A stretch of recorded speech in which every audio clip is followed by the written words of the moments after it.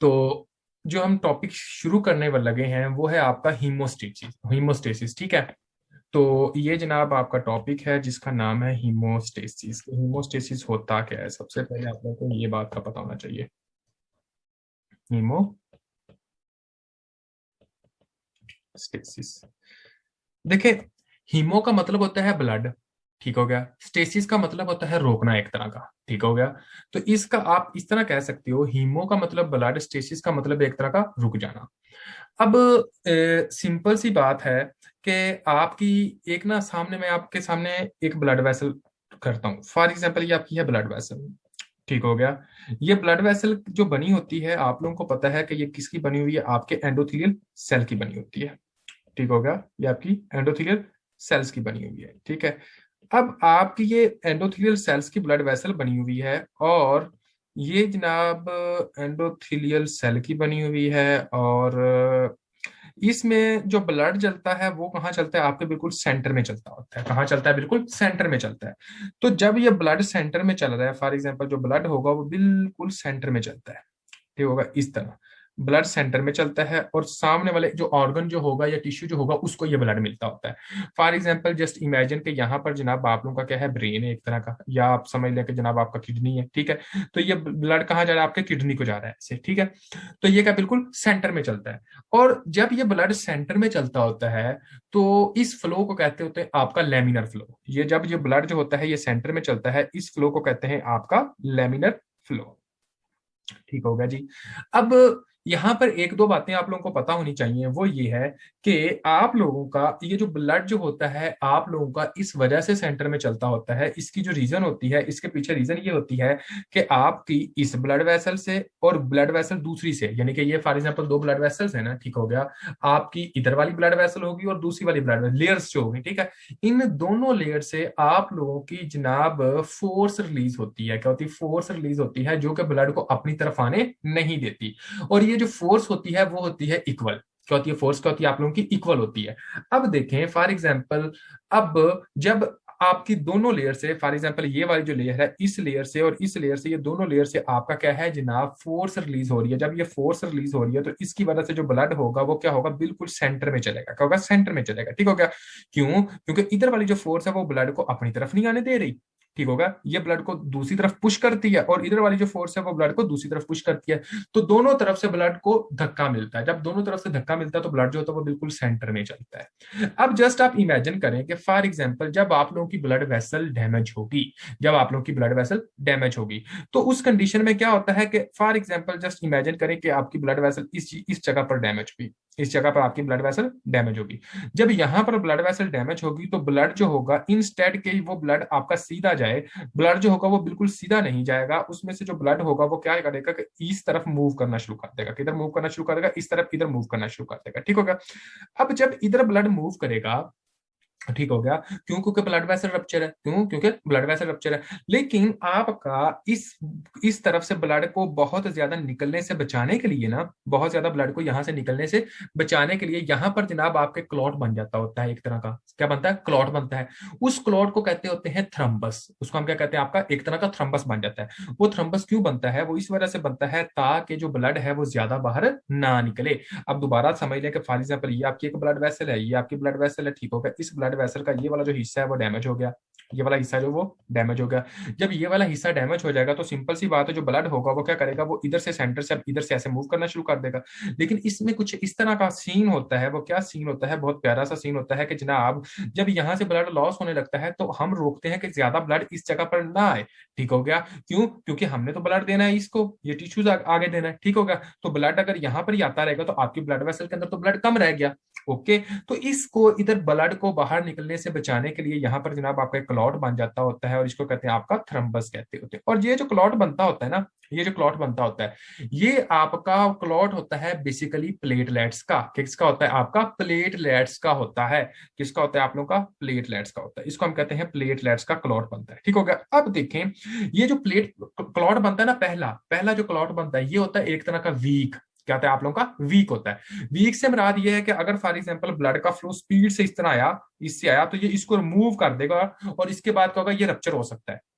ये क्या हो सकता है, आपका रप्चर हो सकता है। तो इस क्लॉट को फिर बनाने के लिए, सख्त करने के लिए, ताकि ये अपनी जगह पर रहे, अपनी जगह से ये रिमूव ना हो, तो यहाँ पर जो इसको बिल्कुल जो सख्त करता होता है वो करता होता है आपका फिब्रिन। क्या करता होता है, आपका फिब्रिन करता होता है। ठीक होगा, क्या करता है, आपका फिब्रिन करता होता है।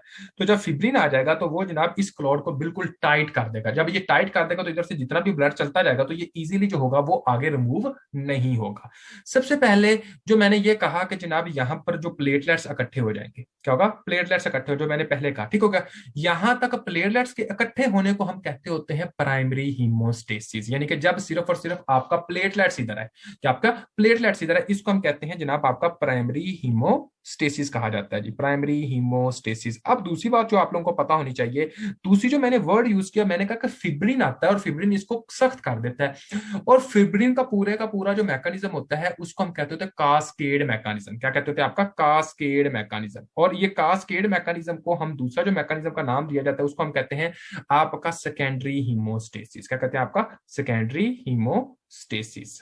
ठीक हो गया। तो अभी आप लोगों को सिंपल सी जिस बात का पता होना चाहिए वो सिर्फ और सिर्फ इतनी बात का पता होना चाहिए कि ये आपकी एक तरह की ब्लड वेसल है। ठीक हो गया। अब देखें फॉर एग्जांपल, जो आपकी ब्लड वेसल है यहाँ से रप्चर होगी, जैसे ही जनाब यहाँ से ब्लड वेसल रप्चर होगी तो जो ब्लड शरीफ होगा वो जनाब इधर से इधर तरफ मूव करेगा।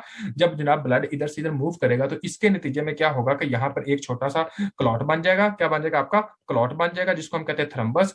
और ये जो क्लॉट बनेगा ये किसका बनेगा, आपके प्लेटलेट्स का बनेगा। किसका बनेगा, आपके प्लेटलेट्स का बनेगा। समझ आ रही है। और उसके बाद ये एक तरह का सख्त नहीं होता, और ये प्लेटलेट्स बनने के प्रोसेस को हम क्या कहते हैं, आप लोगों का प्राइमरी हीमोस्टेसिस कहा जाता है। ठीक होगा, प्राइमरी हीमोस्टेसिस कहा जाता है। और उसके बाद जनाब आप लोगों का इस प्लेटलेट्स को बिल्कुल सख्त करना होता है, करता है, बिल्कुल सख्त करना होता है। और इसको सख्त करने के लिए जनाब एक मैकेनिज्म चलता होता है जिसको कहते हैं कास्केड मैकेनिज्म। क्या कहते हैं, आपका कास्केड मैकेनिज्म। और कास्केड मैकेनिज्म के थ्रू आप लोगों का जो सब्सटेंस बनता है वो बनता है आप लोगों का फिब्रिन। क्या बनता है, आप लोगों का फिब्रिन बनता होता है। और जो फिब्रिन होता है वो इसके ऊपर एक लेयर डाल देता है। जब ये लेयर होती है तो वो बिल्कुल सख्त हो जाता है, और इसको हम कहते हैं सेकेंडरी हीमोस्टेसिस। क्या कहते हैं, आपका सेकेंडरी हीमोस्टेसिस। ठीक है। और जो सेकेंडरी हीमोस्टेसिस होता है या कास्केड वाला मैकेनिज्म होता है, जो सेकेंडरी हीमोस्टेसिस हो गया या फिर कास्केड वाला मैकेनिज्म हो गया, ये डिपेंड करता होता है आपके क्लॉटिंग फैक्टर्स के ऊपर। किसके ऊपर डिपेंड करता है, आपके क्लॉटिंग फैक्टर्स के ऊपर डिपेंड करता है। ये आपने कहना है कि आपके क्लॉटिंग फैक्टर्स के ऊपर डिपेंड करता है। मतलब कि सेकेंडरी हीमोस्टेसिस जो होता है वो आपके क्लॉटिंग फैक्टर्स के ऊपर डिपेंड करता है। अब ये प्लेटलेट्स वाला जो है, यानी कि जो प्लेटलेट्स वाला जो मैंने कहा कि ये जनाब आपका सिर्फ और सिर्फ जब प्लेटलेट्स होंगे तो उसको हम प्राइमरी हीमोस्टेसिस कहते हैं। तो अब मुझे आप लोगों ने बताना है कि जो प्राइमरी हीमोस्टेसिस होगा क्या वो भी प्लेटलेट्स के ऊपर डिपेंड करेगा या फिर प्लेटलेट्स पे डिपेंड करेगा। शाबाश, बताइएगा जी। जो प्राइमरी हीमोस्टेसिस होगा वो आपके प्लेटलेट्स के ऊपर डिपेंड करेगा या फिर क्लॉटिंग फैक्टर्स के ऊपर डिपेंड करेगा। हाँ जी, किसके ऊपर, प्लेटलेट्स के ऊपर डिपेंड करेगा। ठीक हो गया। तो अब हम एक एक को सेपरेट डिस्कस करते हैं जनाब, आपका प्राइमरी हीमोस्टेसिस क्या होता है और सेकेंडरी हीमोस्टेसिस क्या होता है। ठीक है। यहां तक किसी स्टूडेंट का कोई क्वेश्चन है तो वो बंदा पूछ सकता है, वरना हम नेक्स्ट कैरी ऑन करेंगे। ओके जी। तो नेक्स्ट जो है आप लोगों का जो पॉइंट है, जो आप लोगों को पता होना चाहिए, वो ये है कि आपका प्राइमरी हीमोस्टेसिस होता क्या है। प्राइमरी हीमोस्टेसिस होता क्या है, स्टेसिस होता क्या है। देखें जी, आप लोगों को एक बात का पता होना चाहिए कि जब भी आपकी ब्लड वेसल, ये है ना फॉर एग्जांपल, ये आपकी ब्लड वेसल है। ठीक होगा, ये आपकी क्या ब्लड वेसल है। जैसे ये ब्लड वेसल जो है आप लोगों को बहुत अच्छे से पता है, ये ब्लड वेसल किसकी बनी हुई है, आपके एंडोथेलियल सेल की बनी होती है। किसकी बनी होती है जी, आपके एंडोथेलियल सेल की बनी होती है। अब आप लोग जस्ट इमेजिन करें कि फॉर एग्जांपल अगर आप यहाँ पर जो है वो जनाब ब्लड वेसल यहाँ से इतनी डैमेज हो जाएगी। ठीक होगा, यानी कि ये ब्लड वेसल यहाँ पर डैमेज हुई। ठीक होगा। जब ये ब्लड वेसल डैमेज होती है तो उसके बाद क्या होता है, तो देखें सिंपल सी बात है, जब ये ब्लड वेसल डैमेज होती है तो जो पहला रिएक्शन होता है वो क्या होता है, यानी कि प्राइमरी हीमोस्टेसिस का जो फर्स्ट रिएक्शन होता है वो क्या होता है। ठीक हो गया। फर्स्ट जो रिएक्शन होता है वो क्या होता है, देखें आपका जी बिल्कुल इन्फ्लामेशन और वाइजोकंस्ट्रिक्शन, वो उसके ऊपर इन्फ्लामेशन के मैं ऊपर जोर नहीं दूंगा क्योंकि हम वो प्रीवियसली डिस्कस कर चुके हैं। तो इसके ऊपर पहला स्टेप क्या होता है, देखें। अब देखें, अगर फॉर एग्जांपल मुझे आप लोगों ने थोड़ा सा सोच समझ के बताना है। ठीक है। अगर ये डैमेज हुई है, ठीक है, अगर ये इस तरह डैमेज हुई है तो जो ब्लड होगा वो इधर से इधर निकले कर आएगा कि नहीं आएगा, पहले तो ये बताएं। शाबाश, ये इस जगह पर आएगा कि नहीं आएगा, दिखाएं जी। जो ब्लड होगा वो ब्लड वेसल से निकल कर बाहर आ गया, वेरी गुड, आ गया जी। लेकिन जो आपका पहला स्टेप होता है वो क्या होता है, वेजो कंस्ट्रिक्शन होती है। पहला जो स्टेप होता है प्राइमरी हीमोस्टेसिस में वो क्या होता है, आपका वेजो कंस्ट्रिक्शन होती है। अब ये वेजो कंस्ट्रिक्शन क्या है, वेजो कंस्ट्रिक्शन ये है कि फॉर एग्जांपल जस्ट इमेजिन ये मेरा हाथ है, ठीक होगा, ये मेरी फिंगर्स है, ये जनाब इस तरह हाथ है, ठीक हो गया। इस इनको आप इस तरह समझे कि ये ब्लड वेसल है, ये आपकी ब्लड वेसल है, ठीक है। अब आप लोग जस्ट इमेजिन करें कि अगर फॉर एग्जांपल ये इतना रास्ता है, ये इतनी स्पेस है, तो इसमें से जो ब्लड होगा वो इजीली गुजर सकेगा कि नहीं गुजर सकेगा, ठीक हो गया। फॉर एग्जाम्पल पहले ये इस तरह था, पहले ये हाथ जो था आप लोग ब्लड वेसल समझे कि ये इस तरह थी, ठीक हो गया, तो ब्लड नहीं जा रहा। लेकिन अब डैमेज हुआ है तो ये ब्लड वेसल जो है वो इस तरह हो गया, ठीक है। अब जब ये रास्ता इस तरह होगा तो आपके यहाँ फिंगर्स के दरमियान से ब्लड गुजरेगा कि नहीं गुजरेगा, शाबाश। और जैसे ही ब्लड वेसल डैमेज हुई तो ब्लड गुजर रहा है कि नहीं गुजर रहा, हाँ जी।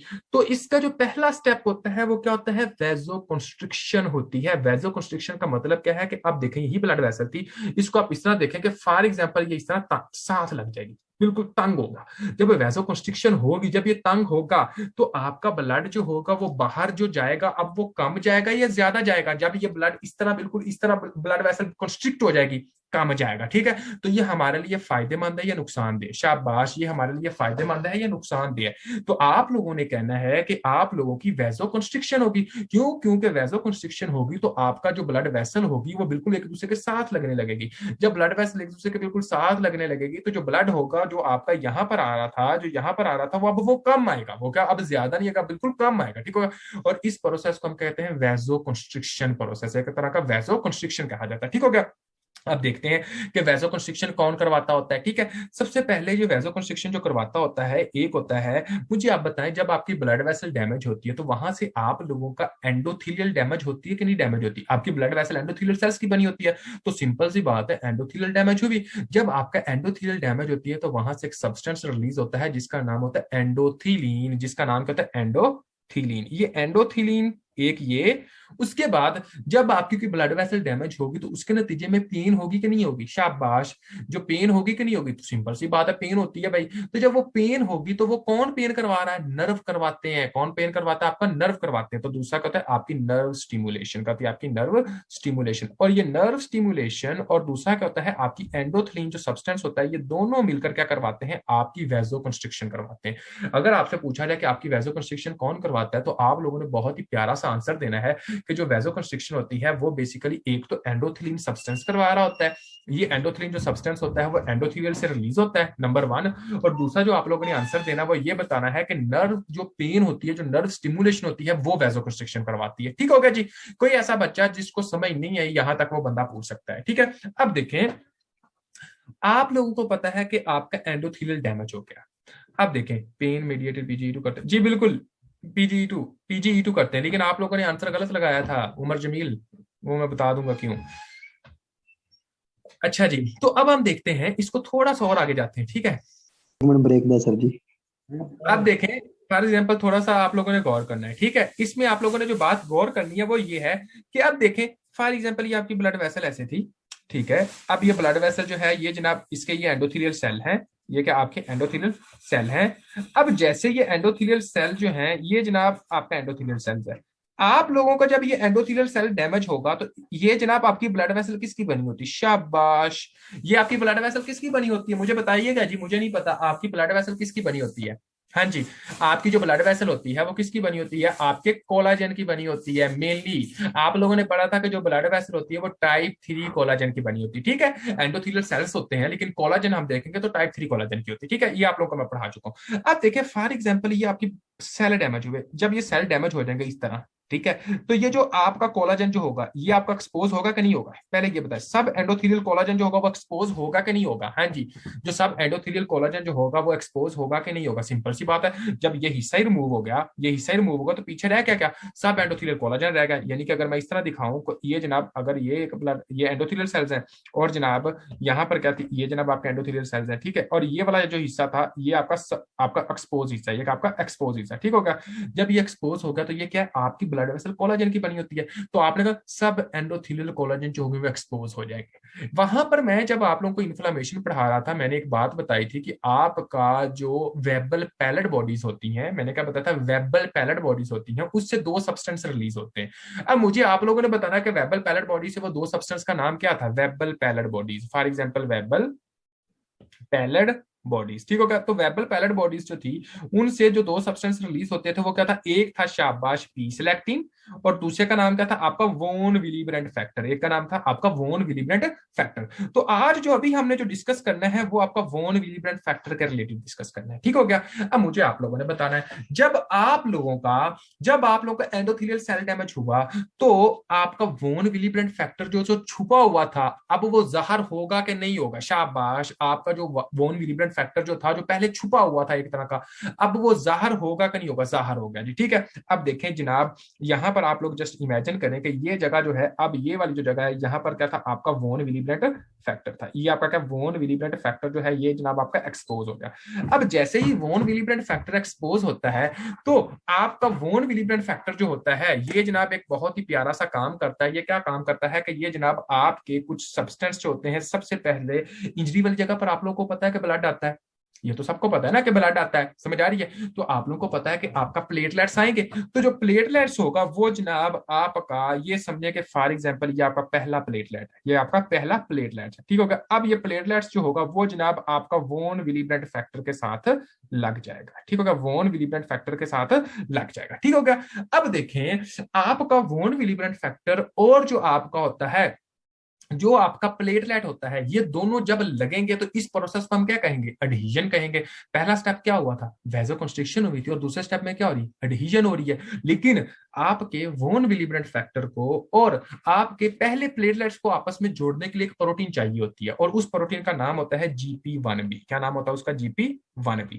जस्ट इमेजिन करें कि फॉर एग्जांपल ये जनाब आपका एक तरह का आप लोगों का क्या है, वोन विलिब्रेंट फैक्टर है, जिसका जनाब आपका एंडोथेलियल सेल डैमेज हो चुका है, और ये जनाब वोन विलिब्रेंट फैक्टर साहब जो है इस तरह, ये जनाब आपका प्लेटलेट साहब है, क्या आपका प्लेटलेट साहब है।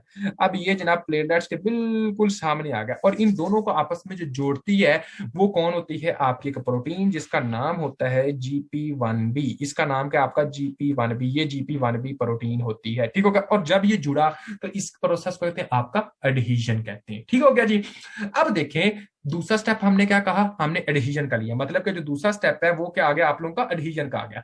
तीसरे स्टेप में क्या होता है, देखें जैसे ही आपका प्लेटलेट्स आपके वोन विलिब्रेंट फैक्टर के साथ जुड़ता है, उसी वक्त जो आपका प्लेटलेट्स होता है वो रप्चर होने की कोशिश करता है, और जैसे वो रप्चर होगा तो प्लेटलेट्स के अंदर होते हैं ग्रेन्यूल्स, तो ग्रेन्यूल्स बाहर निकलते हैं, और इस प्रोसेस को कहते हैं डीग्रेन्युलेशन प्रोसेस, कहते हैं आपका डीग्रेन्युलेशन प्रोसेस, ठीक हो गया। अब देखें फॉर एग्जांपल जस्ट इमेजिन करें कि आपका ये वाला जो हिस्सा ना, यानी कि ये जो प्लेटलेट है, इस प्लेटलेट को मैं थोड़ा सा सेपरेट ड्रा करता हूँ। फॉर एग्जांपल ये आपका यही वो प्लेटलेट है, वही वाला, ठीक हो गया। इस प्लेटलेट्स के अंदर क्या होते हैं, आपके ग्रेन्यूल्स होते हैं, ये छोटे छोटे, ठीक हो गया, ये ग्रेन्यूल्स होते हैं। अब जैसे ही उसके साथ लगेगा तो ये जनाब रप्चर हो जाएगी, और आपके ग्रेन्यूल्स के अंदर से जो मटीरियल होगा वो बाहर निकल आएगा। देखें जी, मैंने क्या कहा कि फॉर एग्जांपल ये आपका क्या है, प्लेटलेट, सॉरी वोन विलिब्रेंट फैक्टर है नंबर 1, ये आप लोगों का हिस्सा क्या था, आप लोगों का प्लेटलेट था, और जैसे ही प्लेटलेट और इसके दोनों आपस में जुड़ेंगे तो उसके लिए जो प्रोटीन चाहिए थी वो थी GP1B, ये प्रोटीन थी। अब जैसे ही GP1B प्रोटीन जुड़ेगी ना तो ये जो मेम्ब्रेन होगी ये डैमेज हो जाएगी। जब ये मेम्ब्रेन होगी प्लेटलेट्स की डैमेज, तो इसके अंदर होते हैं ग्रेन्यूल्स, और वो ग्रेन्यूल्स जो होंगे, फॉर एग्जाम्पल ये जब ये वाली जो मेम्ब्रेन डैमेज होगी तो इसके अंदर ये वाले जो ग्रेन्यूल्स है वो क्या अंदर ही रहेंगे, हो ही नहीं सकता भाई, वो बाहर निकलेंगे। जब ग्रेन्यूल्स बाहर निकले तो इसके अंदर कुछ सब्सटेंस होते हैं, वो सब्सटेंस भी बाहर निकले, और उन सब्सटेंस का नाम क्या होता है, जो कि वेरी वेरी इंपॉर्टेंट है, ठीक हो गया।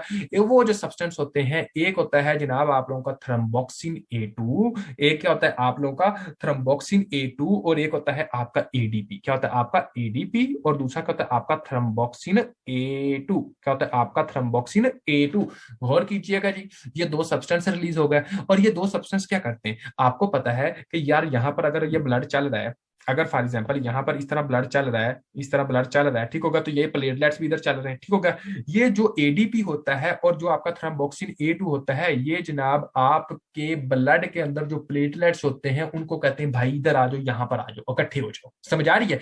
फॉर एग्जाम्पल जैसे किसी की कोई लड़ाई हो जाए, ठीक हो गया, और दूसरा दोस्त कहे कि हाँ जी जनाब हमारे दोस्तों की लड़ाई होगी, और वो दूसरे दोस्तों को भी बुलाना शुरू हो जाए, ठीक है, वो एक तरह का सिग्नल के तौर पर ये काम करते हैं, कौन, एडीपी और थ्रम्बोक्सिन A2, ये दोनों क्या काम करते हैं, एज अ सिग्नल सिग्नल के तौर पर काम करते हैं। जब जनाब आपका पहला एडहेजन होगा, यानी कि वॉन विलिब्रेंट फैक्टर के साथ पहला प्लेटलेट जैसे लगेगा, तो उसी वक्त क्या होगा कि आपका जो प्लेटलेट्स होगा वो ग्रेन्यूल्स जो होंगे वो रप्चर हो जाएंगे। जैसे ग्रेन्यूल्स रप्चर होंगे, उसके अंदर से एडीपी जो थ्रोम्बोक्सिन ए2 वो दोनों रिलीज हो गए, और ब्लड के अंदर जो दूसरे प्लेटलेट्स हैं, ये एडीपी और थ्रोम्बोक्सिन ए2 दूसरे प्लेटलेट्स को कहेंगे भाई इधर आओ, यहां पर इंजरी इस जगह पर इकट्ठे हो जाओ। ठीक है, अब देखें क्या होगा कि फॉर एग्जांपल जब यहां पर एक प्लेटलेट था, ये एक प्लेटलेट था, अब मुझे आप लोगों ने बताना कि जब ये सिग्नल उधर जाएगा तो प्लेटलेट्स यहां पर इकट्ठे होंगे कि नहीं होंगे। शाबाश, बताइएगा जी। जो दूसरे प्लेटलेट्स होंगे वो इकट्ठे होंगे कि नहीं होंगे? तो जब ये प्लेटलेट्स इकट्ठे होंगे, इस प्रोसेस को कहते हैं प्लेटलेट्स एग्रीगेशन प्रोसेस। इसको कहा जाता है आपका प्लेटलेट्स एग्रीगेशन प्रोसेस। अब यहां पर आप लोगों को एक बहुत ज्यादा मेन इंपॉर्टेंट बात याद रखनी है। वो कौन सी याद रखनी है? देखें जी, जब फॉर एग्जांपल जस्ट इमेजिन करें कि आप लोगों की ये आपकी ब्लड वेसल है, ये आपकी क्या ब्लड वेसल है, ठीक होगा। और इस ब्लड वेसल में जनाब ये आपका वोन विलिब्रेंट फैक्टर था, ये क्या आपका वोन विलिब्रेंट फैक्टर था जो कि एक्सपोज हुआ, और इसके साथ जनाब आप लोगों का क्या था, ये आपका प्लेटलेट एक पहला लगा, ठीक होगा। और जब ये पहला प्लेटलेट लगा, इसके जनाब रप्चर होने से जनाब वो दूसरे प्लेटलेट्स को बुला रहे। अब इसके साथ आप सोचें कि ये दूसरा प्लेटलेट जब लगेगा ना, अब ये जो दूसरा प्लेटलेट लगेगा, इस प्लेटलेट का दूसरे प्लेटलेट्स का आपस, यानी कि एक प्लेटलेट्स का दूसरे प्लेटलेट्स का आपस में जुड़ने के लिए भी एक प्रोटीन की जरूरत होती है। ये प्रोटीन की जरूरत होती है। इस प्रोटीन को कहते हैं GP2B3A। क्या कहते हैं आपका? GP2B3A। और जो आपके वोन विलिब्रेंट फैक्टर और प्लेटलेट्स को आपस में जोड़ती थी, उस प्रोटीन का नाम क्या था? शाबाश, बताइएगा जी। जो आपके वोन विलिब्रेंट फैक्टर और प्लेटलेट्स को आपस में जोड़ती थी, उस प्रोटीन का नाम क्या था? आपकी वो प्रोटीन क्या थी? GP1B। और अब एक प्लेटलेट्स को दूसरे प्लेटलेट्स के साथ जोड़ने के लिए भी हमें एक प्रोटीन चाहिए, उसका नाम क्या? GP2B3A। उसका नाम क्या? GP2B3A। ठीक हो गया। तो इस तरह क्या होंगे कि प्लेटलेट्स, दूसरे प्लेटलेट्स, तीसरा प्लेटलेट्स, मतलब कि ये प्लेटलेट्स आया, उसके बाद जनाब साहब ये एक और प्लेटलेट्स आ गया, उसके बाद जनाब आपका ये मतलब कि इस तरह आप देखें कि ये प्लेटलेट्स आ गया, ये आ गया, ये आ गया, ये आ गया, ये कई प्लेटलेट्स इकट्ठे हो गए, और ये सारे के सारे प्लेटलेट्स किसके साथ जुड़े होते हैं? With the help of one protein which is known as the GP2B3A। GP2B3A। Okay, ये जनाब इस तरह आपका फिर क्या होगा, एक तरह का एक प्लग बन जाएगा, जिसको कहते हैं जनाब सबसे पहले प्लेटलेट एग्रीगेशन हुई, और उसके बाद ये मुकम्मल तौर पर एक प्लग बन गया, जिसको कहते हैं प्लेटलेट्स प्लग फॉर्मेशन। क्या कहा जाता है आपका? Platelets plug formation. अब देखें, मुझे ये बताएं कि ये जो प्लेटलेट्स प्लग बना है, ये क्या आप लोगों का सख्त होगा या नरम सा होगा? शाबाश, ये बताइएगा जी, ये आपका सख्त होगा या नरम सा होगा? हाँ जी। अब दूसरी ये बात आप लोगों ने बतानी है कि इसमें जो प्लेटलेट्स हैं वो इकट्ठे हुए हैं कि नहीं हुए, और ये जो प्रोसेस होगा, इस प्रोसेस को हम क्या कहेंगे? Primary haemostasis. ये क्या होगा? एक तरह का आपका नरम होगा, सख्त नहीं होगा। सख्त क्यों नहीं होगा? क्योंकि जनाब आप लोगों का फिब्रिन नहीं आया। जो फिब्रिन होता है, जो कास्केड मैकेनिज्म है, वो नहीं चला। जब कास्केड मैकेनिज्म चलेगा तो फिर इसको क्या करेगा? आपका सख्त कर देगा। ठीक हो गया। तो ये जनाब आपका कोई यहाँ मुझे आप लोगों ने बताना। शाबाश। अगर फॉर एग्जाम्पल ये आपकी ब्लड वेसल है, ये आपकी क्या ब्लड वेसल है, और ये जनाब आपका इधर प्लग, मतलब कि ये आपका क्लॉट बन चुका, प्लग बन चुका, ठीक हो गया। मुझे ये बताएं कि ये वाला जो प्रोसेस है, ये आपके लिए फायदेमंद है कि नुकसानदेह? अगर ये जब इंजरी हो उसके अलावा, मतलब कि अगर नॉर्मल बंदे में ये भी रहे, तो ये फायदेमंद होगा या नुकसानदेह होगा? नुकसानदेह होगा। ठीक होगा। इसका क्या होगा? हमें फायदा नहीं होगा, हमें नुकसान होगा। क्यों? क्योंकि देखें कि फॉर एग्जाम्पल आ गई ये है, फॉर एग्जाम्पल आप समझे कि ये जनाब इस तरह कोई भी आर्गन है,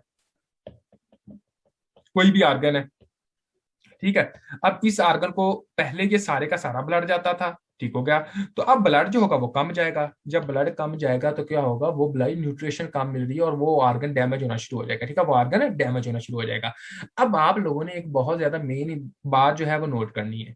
जिन बंदों को कभी स्ट्रोक हुआ हो ना, जिन बंदों को कोई स्ट्रोक हुआ हो, एक वो बंदे, स्ट्रोक का मतलब क्या होता है? स्ट्रोक का मतलब वो कंडीशन होती है, फॉर एग्जांपल जिस कंडीशन में आपके ब्रेन की तरफ ब्लड सप्लाई कम हो गई हो, ठीक है। अगर तो वो स्ट्रोक को स्कीमिया की वजह से, यानी कि ये क्लॉट प्लेटलेट्स की वजह से, ठीक हो गया।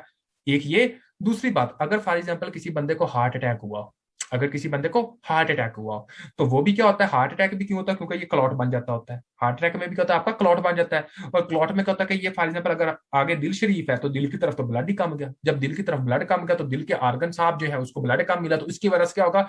आपका जो दिल साहब होंगे उसमें दर्द होना शुरू हो जाएगा। उसकी वजह से क्या होगा? आपका एमआई होने के चांसेस होना शुरू हो जाएंगे। अगर ब्रेन है तो ब्रेन के हिस्से को ब्लड कम गया, तो उसकी वजह से फिर ब्रेन के सिम्टम्स आना शुरू हो जाएंगे। ठीक हो गया। अब मैं देखें, ऐसे जो पेशेंट्स होंगे ना, आप लोगों ने देख लेना है कि आपकी फैमिली में खुदा ना खास्ता, या खुदा ना खास्ता किसी रिश्तेदार में या किसी दोस्त में, ठीक है, आज आप लोगों को देखो डॉक्टर वाली फीलिंग आने लगी आप लोगों को, ठीक है। आप लोगों ने देखना है कि जनाब वो बंदे एक मेडिसिन इनमें से लाजमी इस्तेमाल करते होंगे, ठीक है, कौन सी? आप सिंपल सी मेरी बात सुनिएगा, गौर कीजिएगा, और आप लोगों को इंशाल्लाह पता चल जाएगा। फॉर एग्जाम्पल ये आपकी ब्लड वेसल है, ठीक है, और जनाब ये ब्लड वेसल है, और पहला जो प्लेटलेट, ये फॉर एग्जाम्पल आपका वॉन विलिब्रेंट फैक्टर है, और इसके साथ ये जनाब आपका क्या है, प्लेटलेट लग गया, क्या आपका प्लेटलेट लग गया, ठीक हो गया। अब मुझे आप लोग बताएं कि यहां पर आपकी ब्लड वेसल के अंदर यहां पर प्लेटलेट्स बहुत घूम रहे हैं, ठीक है, और वो कौन सी ऐसी चीज थी जो कि इसको खींच के इधर लेकर आती थी? बताइए जी, वो कौन सी ऐसी चीज थी जो इसको अट्रैक्ट करके इधर लेकर आती थी? शाबाश, वो क्या था जो इसको इधर लेकर आता था? वो आपके कौन से सब्सटेंस थे? दो सब्सटेंस थे। वो दो सब्सटेंस का मुझे नाम बता दीजिए, मैं अभी आपको। एक का एडीपी और एक था थ्रोम्बोक्सिन ए टू। अब मैं आप लोगों से एक बहुत ही प्यारा क्वेश्चन पूछता हूँ, क्या है कि जो आपका थ्रोम्बोक्सिन ए टू पैदा होता है ना, जो आपका थ्रोम्बोक्सिन ए टू पैदा होता है, वो पैदा होता है आपके कॉक्स से। किससे पैदा होता है? आपके कॉक्स से पैदा होता है, साइक्लो ऑक्सीजनेज से।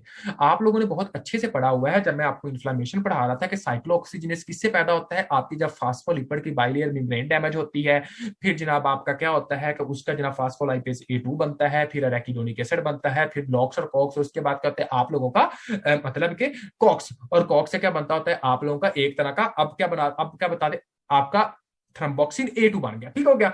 अब मैं आप लोगों से ये बात पूछता हूँ, ठीक है, कि अगर हम कॉक्स को ब्लॉक कर दें, अगर हम कॉक्स को ब्लॉक कर दें, तो क्या थ्रोम्बोक्सिन ए टू जो होगा वो पैदा होगा?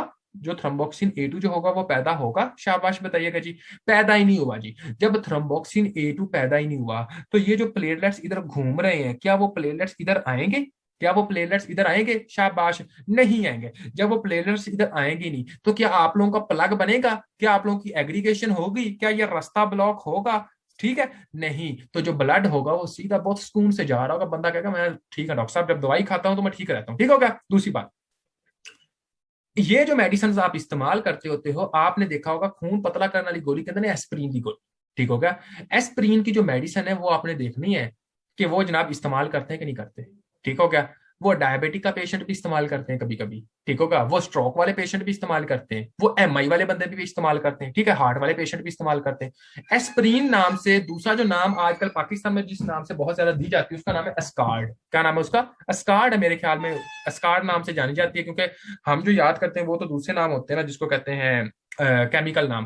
तो दूसरा पाकिस्तान में जो मोस्टली मिलती है वो स्कार्ड नाम से होती है, एस्प्रीन नाम से भी, लेकिन स्कार्ड नाम से। तो अब देखें, फॉर एग्जांपल फैमिली में या आगे पीछे कोई भी ऐसा हो जिसको जनाब मसला हो, आपने कहना स्कार्ड साहब ले लो, ठीक हो गया। तो वो देखना उसको स्कार्ड वो यूज कर रहा होगा, लेकिन एवं नहीं देता नहीं, इसके ऊपर बहुत चीजें होती, लेकिन अभी तक आपने देखना है, अभी तक जो हो रहा है आपने मजा लेना है कि यार ये मेडिसिन ये ले रहा है। ये नहीं है कि कल को जनाब कोई मरीज है आप उसको एमआई का पेशेंट और आप खुद मेडिसिन देना शुरू कर दें, ऐसा नहीं करना। लेकिन ये है कि जो डॉक्टर ने मेडिसिन प्रिस्क्राइब की है, एटलीस्ट वो देखो कि उसने क्या से की है।